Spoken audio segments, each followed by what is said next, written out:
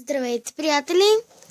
Аз съм Bulgarian Magic Tricker и сега ще ви покажа един фокус с карти. Така, взема картите и ще помоля един зрител да си избере която и да е карта. Примерно тази. Ето, вижте я. Ще оставя тук. Така, избирам картите и ще помоля зрителят да сложи картата си където поиска. Ето, да видите, че не съм подравнил за негова карта. И така, сега ще разбъркаме картите.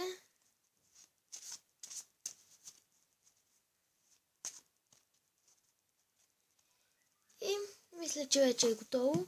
Ще ги разстеля.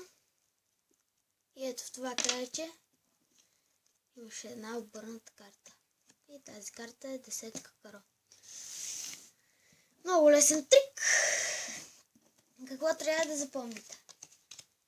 Взимате тестето и докато зрителят си гледа картата, вие обръщате най-долната карта на тестето. Ето по този начин. И той слага картата си. И вие казвате, че ще разбъркате с гърба си. И когато разбъркате, вие обръщате тази долна карта.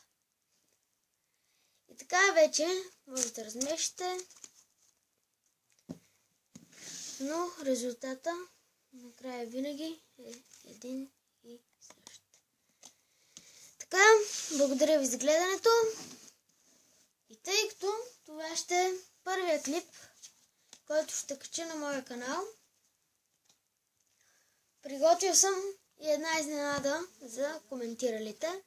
А тази изненада е, че един от коментиралите на това клипче ще спечели Bicycle стандарт сини.